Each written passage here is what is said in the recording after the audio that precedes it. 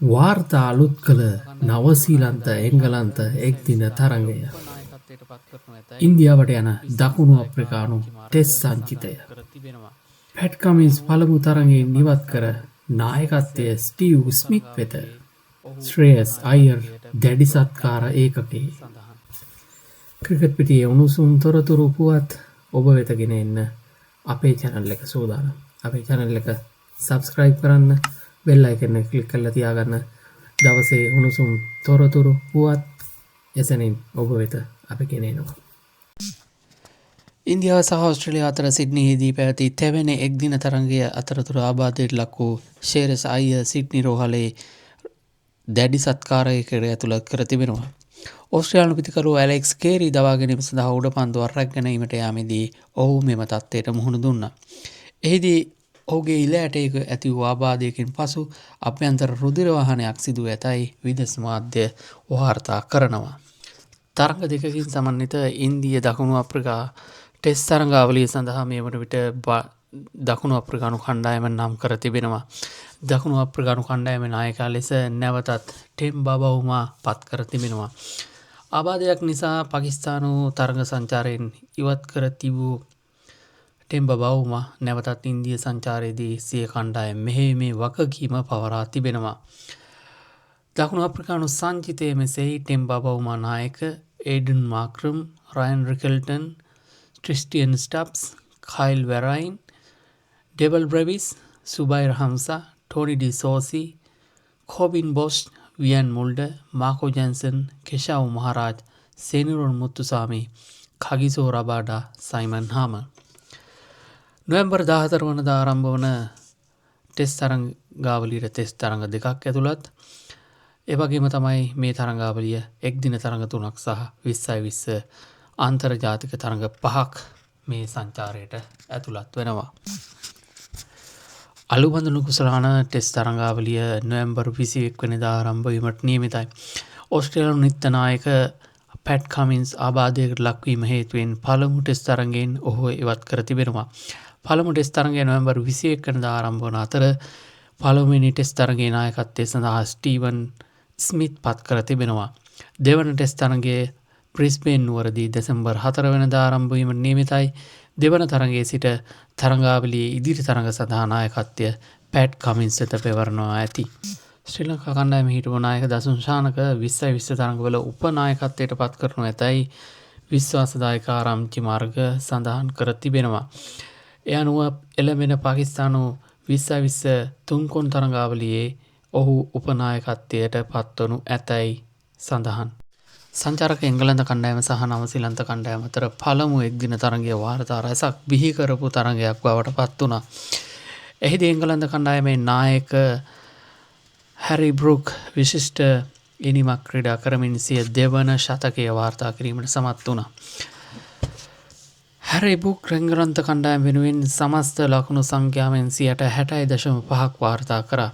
ලකුණු 223ක් සමස්ත කණ්ඩායම වාර්තා කරද්දී හැරි බ්‍රූක් ලකුණු 135ක් ලැබුවා. එංගලන්ත කණ්ඩායමේ පිතිකරුවෙක් වැඩිම දායකත්වය තමයි මේ ඉනිම ලෙස සඳහන් කරන්න පුළුවන්. මීට පෙර රොබින් ස්මිත් 60.2ක දායකත්වයක් දක්වමින් 1993 දී ඕස්ට්‍රේලියානු කණ්ඩායමට එරෙහිව ලකුණු 167ක් ලබා ගත්තා. එම ඉනිමේ ඕස්ට්‍රේලියාවට එරෙහිව එංගලන්තය ලැබූ ලකුණු සංඛ්‍යාව 277ක්. හැබැයි එම තරඟය පන්දු අර 55 තරඟයක්. එවැගේම සියලුම දෙනා දෙවීගේ තරඟයක 6 වෙනි වැඩිම දායකත්වය හැරි බ්‍රූක් සතු වුණා. පළමු තැන පසුවන්නේ ඩේවිඩ් වොර්නර් 66.6ක්. ඒ සිම්බාබ්වේ කණ්ඩායමට එරෙහිව 2022 දී. නොම්බර 5 හෝ ඊට පහළ ක්‍රීඩකයෙක් රැස් කළ දෙවැනි එංගලන්ත වැඩිම ලකුණු සංඛ්‍යාව ඔහු වාර්තා කරේ. පළමු තැන පසුවන්නේ ජොස් බට්ලර් ලකුණු 150ක් 2019 වසරේදී බටහිර ඉන්දිය කොදව්වන්ට එරෙහිව වාර්තා කරමින්. එංගලන්ත පිතිකරුවෙකු නවසීලන්තයේදී වාර්තා කළ දෙවැනි වැඩිම ලකුණු සංඛ්‍යාව හැරි බ්‍රූක් වාර්තා කරා. මෙහි පළමු තැන පසුවන්නේ ජෝනි බේස්ට්‍රෝ 2018 වසරේදී ලකුණු 138ක් ලබා ගනිමින්. කඩලු 3ක් ලකුණු 10කට අඩුවෙන් දැවී ගොස් තිබෙදී ශතකයක් ලැබූ තුන්වෙනි ක්‍රීඩකයා ලෙස තුන්වෙනි ක්‍රීඩකයා ලෙස ඉතිහාසගත වනවා හැරි බ්‍රොක්. මීට පෙර ලකුණු 10කට අඩුවෙන් කඩු 3ක් දැවී තිබෙද්දී ශතක රැස් කර තිබෙන්නේ පාකිස්තානයේ සෆ්රාස් අහමඩ් සහ ඉන්දියාවේ යුවරාජ් සිං පමණයි. පිතිකරුවන් 8 දෙනෙක් ලකුණු 10කට අඩුවෙන් දැවී ගොස් තිබෙද්දී පිතිකරුවෙක් ලැබූ දෙවැනි වැඩිම ලකුණු සංඛ්‍යාව වාර්තාවත් හැරි බ්‍රොක් සතු වුණා. මෙහි වැඩිම ලකුණු පිතිකරුවන් 8 දෙනෙක් ලකුණු 10කට අඩුවෙන් දැවී ගොස් වැඩිම ලකුණු ලබාගත් පිතිකරුවා ලෙස ඉතිහාසගත වන්නේ විවි රිචඩ්සන්. ඒ ලකුණු 189ක් 1984 දී එංගලන්තයට එරෙහිව වාර්තා කරමින් පිතිකරුවන් 9ක් ලකුණු 10ට අඩුවෙන් රැස් කළා. දෙදෙනෙක් ලකුණු 10ට වැඩියෙන් ගහලා ලැබූ දෙවැනි ඉනිමක වැඩිම ලකුණු සංඛ්‍යාවත් මෙය වනවා. මෙහි පළමු ස්ථානය බටහිර ඉන්දිය කොදව කණ්ඩායම ලකුණු 292ක් කඩුළු 9කදී දැවී ලබාගත් ලකුණු සංඛ්‍යාව. එහිදී ශ්‍රීවනරින් චන්ද්‍රපොල් ලකුණු 150ක් සහ කලූප ලකුණු 108ක් රැස් කරා.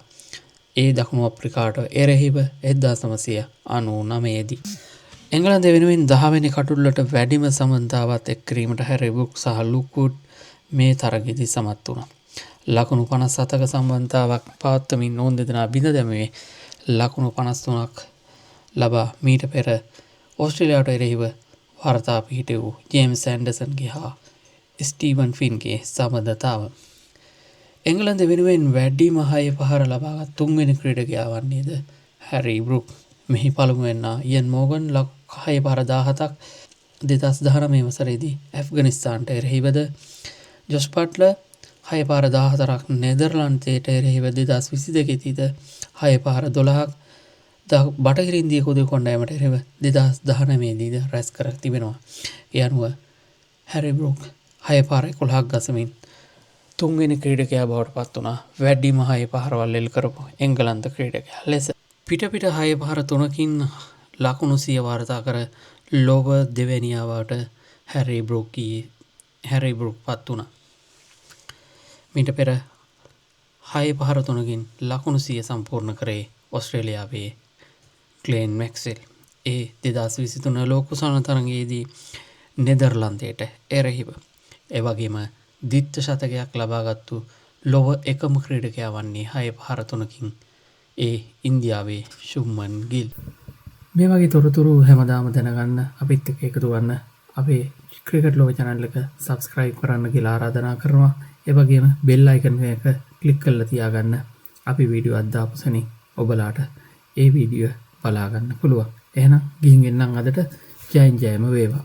සුබ දවසක්.